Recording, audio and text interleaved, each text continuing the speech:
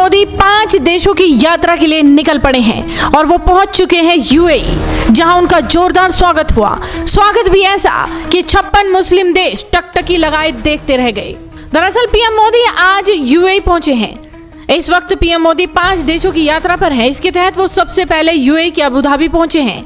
UAE के air space में पहुंचते ही उनका स्वागत शुरू हो गया।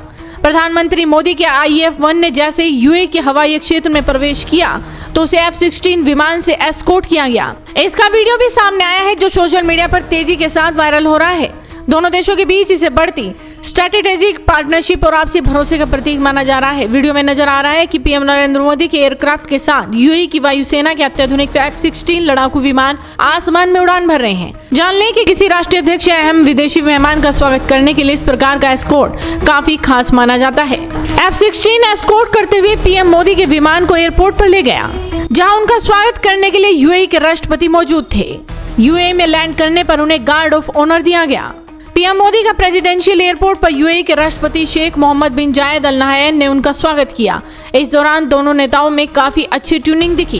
पीएम मोदी राष्ट्रपति नाहयान को अपना भाई कहते हैं। बता दें कि पीएम मोदी का दौरा ऐसे वक्त में हो रहा है जब भारत यूएई के बीच बिजनेस, इन्वेस्टमेंट, एनर्जी और रक्षा सहयोग लगातार बढ़ रहा है। पीएम मोदी ने अबू धाबी में यूएई के राष्ट्रपति अल नाहयान के साथ प्रतिनिधि मंडल स्तर की वार्ता के दौरान कहा कि यूएई को जिस तरह निशाना बनाया गया वो किसी भी तरह स्वीकार्य नहीं है। साथ ही पीएम मोदी ने कठिन परिस्थितियों में धैर्य बनाए रखने के लिए यूएई नेतृत्व की सराहना भी की। इस आत्मीय स्वागत के लिए मैं आपका हृदय से बहुत बहुत आभार व्यक्त करता हूं। और जैसा आपने कहा, मैं अपने दूसरे घर आया हूं। ये शब्द, ये भाव मेरे जीवन की बहुत बड़ी पूंजी है। आज भी जिस प्रकार से आपकी वायुसेना के जहाजों ने एस्कॉर्ट किया, ये भारत के लोगों का सम्मान है। आपने पिछले दिनों प्राकृतिक आपदा के कारण कुछ इलाकों में जो परेशानियां आई, उन पीड़ित परिवारों के लिए संवेदना व्यक्त की। इसके लिए भी मैं आपका बहुत बहुत आभारी हूं। ब्रदर, पिछले कुछ समय से आपसे फोन पर तो बात होती रहती थी, परंतु मैं स्वयं आपसे मिलने के लिए बहुत ही बेताब था, आतुर था। पता नहीं क्यों, लेकिन मुझे ऐसा लग रहा था कि मुझे जितना हो सके उतना जल्दी आपके पास आना चाहिए, आपको मिलना चाहिए। आज आपसे मिलकर के मुझे सचमुच बहुत खुशी हुई है। ब्रदर, जैसा मैंने आपको पहले भी कहा, यूएई पर हुए हमलों की हम कठोर निंदा करते हैं। यूएई को जिस तरह निशाना बनाया गया है, ये किसी भी रूप में स्वीकार्य नहीं है।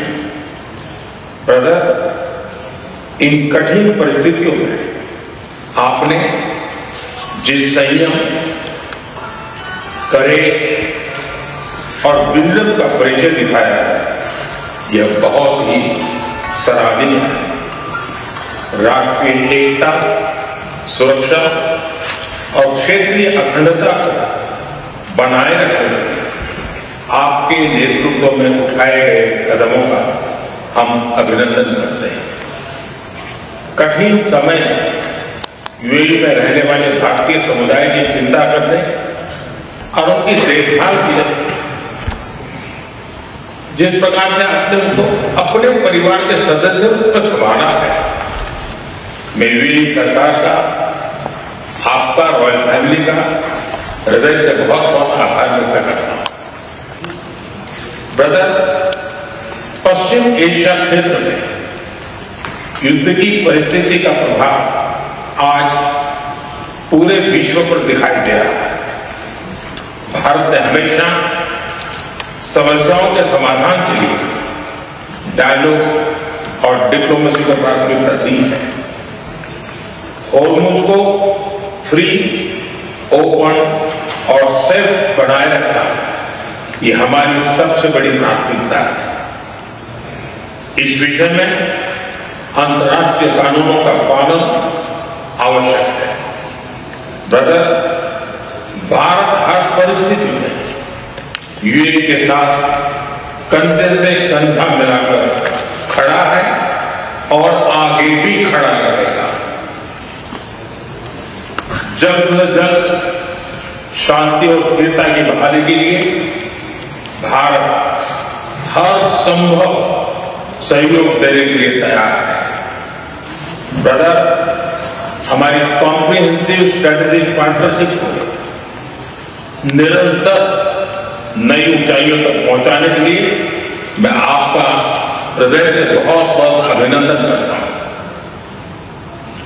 जनवरी में आपकी भारत यात्रा के दौरान हमने आपसी सहयोग को क्वालिटेटिवली अपग्रेड करने पर सहमति जताई है।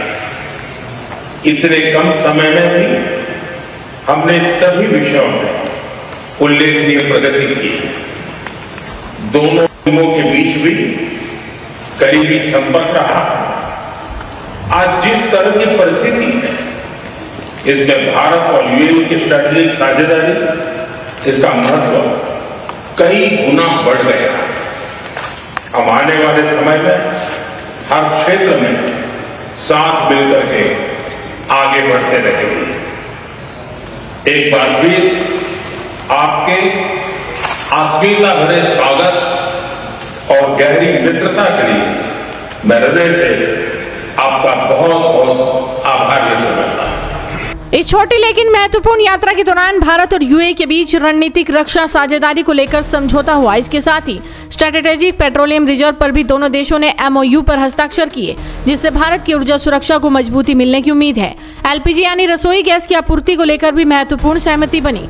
दोनों देशों ने गुजरात के वडीनार में शिप रिपेयर क्लस्टर स्थापित करने पर भी सहमति जताई। वहीं यूएई की ओर से भारत के इंफ्रास्ट्रक्चर सेक्टर, आरबीएल बैंक और सम्मान कैपिटल में 5 अरब अमेरिकी डॉलर के निवेश का ऐलान किया गया है, जिसे भारत यूएई आर्थिक संबंधों के लिए बड़ा कदम माना जा रहा है। आपको बता दें कि पीएम मोदी यूएई के बाद 15 से 17 मई तक नीदरलैंड जाएंगे। इसके बाद 17 से 18 मई तक स्वीडन का दौरा करेंगे और वहां प्रधानमंत्री उल्फ क्रिस्टर्सन के साथ द्विपक्षीय वार्ता करेंगे।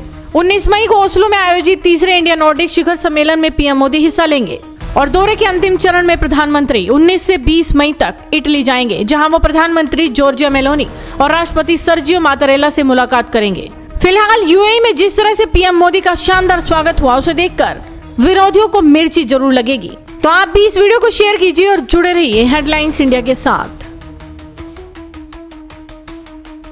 शादी का किचन महके जहां, गोल्डी किचन किंग मसाले हो वहां। गोल्डी लाए हैं फ्रेश लॉक टेक्नोलॉजी, जो रखे मसालों को हर समय फ्रेश।